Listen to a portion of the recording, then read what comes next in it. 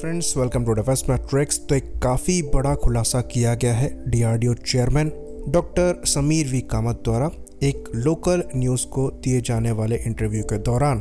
तो doctor Kamat DRDO की achievements को डिस्कस कर रहे थे, साथ ही साथ डिस्कस कर रहे थे डीआरडीओ के फ्यूचर प्रोजेक्ट्स को, जिसके दौरान उनके द्वारा ये बताया गया कि जो रुद्रम 2 मिसाइल है, जो कि हमारी एंटी रेडिएशन मिसाइल सीरीज़ की दूसरी मिसाइल है, इसको सक्सेसफुली टेस्ट कर लिया गया है। तो रुद्रम 1 मिसाइल के सक्सेसफुल टेस्ट के बारे में हम जानते हैं। इवन वीडियोस अवेलेबल है जहां पर इन मिसाइल्स को फायर होते हुए देखा जा सकता है, पर रुद्रम 2 मिसाइल के मॉकअप को भी ढंग से देखा नहीं गया था और इस मिसाइल को काफ़ी ज़्यादा सीक्रेटिव रखा गया है।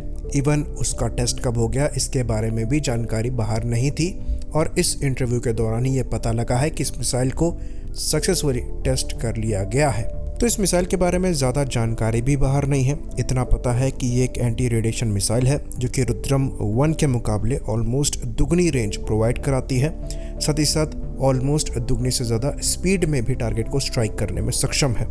तो रुद्रम 1 की जो मैक्सिमम रेंज है ये 150 से 200 किलोमीटर के आसपास की बताई जाती है। वहीं पर रुद्रम 2 की जो मैक्सिमम रेंज है ये 300 किलोमीटर के ऊपर की बताई जाती है। वजन की बात करें तो यहाँ पर वजन स्पेसिफाई नहीं है। रुद्रम 1 जो है ये ऑलमोस्ट 600 किलोग्राम की है, वहीं पर जो रुद्रम 2 है ये मोस्ट लाइकली 1000 से 1500 किलोग्राम की हो सकती है। वॉरहेड की बात करें तो ये कहा जाता है कि रुद्रम 1 के कंपैरिजन में यहाँ पर वॉरहेड ऑलमोस्ट 100 किलो ज़्यादा होगा। करीबन 155 किलोग्राम का वॉरहेड ये मिसाइल कैरी करती होगी और ये काफ़ी ज़्यादा एक्यूरेट मिसाइल है। साथ ही साथ ये ऑलमोस्ट हाइपरसोनिक स्पीड को रीच करने में सक्षम है। तो इस मिसाइल को एंटी सरफेस रोल के लिए भी इस्तेमाल किया जा सकता है, जिसके अंतर्गत एक इमेजिंग इंफ्रारेड सीकर इसमें लगाया जा सकता है और एयर स्ट्रिप, बंकर्स, हैंगर्स वगैरह को भी डिस्ट्रॉय करने के लिए इसको इस्तेमाल किया जा सकता है, जो कि स्ट्रेटेजिक टारगेट्स को लॉन्ग रेंज से हाईली एक्यूरेसी के साथ डिस्ट्रॉय करने में काफ़ी ज़्यादा मददगार साबित होगा। तो ये मिसाइल बहुत ही ज़्यादा इंपॉर्टेंट मिसाइल है और ख़ासकर आजकल के सिनेरियो में जहाँ पर एयर डिफेंस सिस्टम्स काफ़ी ज़्यादा कारगर हो गए हैं। तो लॉन्ग रेंज यानी कि स्टैंड ऑफ रेंजेस से एयर डिफेंस सिस्टम्स को टारगेट करने के लिए ये मिसाइल एक आइडियल ऑप्शन है। तो जैसे S-300 और S-400 जैसे long range air defence systems हैं जो कि 400 किलोमीटर तक की रेंज में टारगेट को निशाना बना सकते हैं, उन सिस्टम्स के अगेंस्ट में इन मिसाइल को इस्तेमाल किया जा सकता है, जो कि एक्यूरेटली इनके फायर कंट्रोल रेडार्स या फिर ट्रैकिंग रेडार्स को निशाना बना सकती हैं और पूरे सिस्टम को न्यूट्रलाइज कर सकती हैं।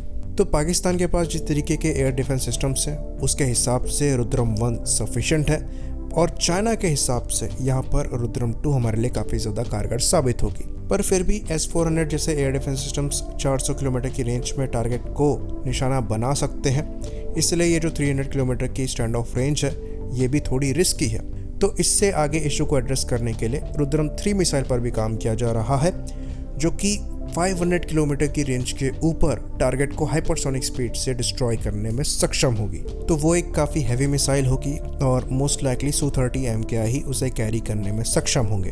तो रुद्रम 3 मिसाइल जो है ये किंजल मिसाइल से कंपैरेबल होगी, जिसने काफ़ी हाई एक्यूरेसी के साथ इंपॉर्टेंट टारगेट्स को यूक्रेन में निशाना बनाया है और काफ़ी ज़्यादा high success rate Kinjal missiles के साथ रशियन एयरफोर्स को मिला है। तो ये जो रुद्रम सीरीज़ की मिसाइल है ये एक्चुअली हमारे लिए गेम चेंजर का काम करेंगी। साथ ही साथ ये बात भी हम आपको बता दें कि इसकी भी अच्छी खासी पॉसिबिलिटी एग्जिस्ट करती है कि ये रुद्रम 1 मिसाइल और शायद रुद्रम 2 मिसाइल भी डसॉ रफाल में लगाई जाए, क्योंकि BDL और डसॉ के बीच में ये अंडरस्टैंडिंग बनी है कि जो इंडियन वेपन्स हैं ये रफाल में इंटीग्रेट किए जा सकते हैं।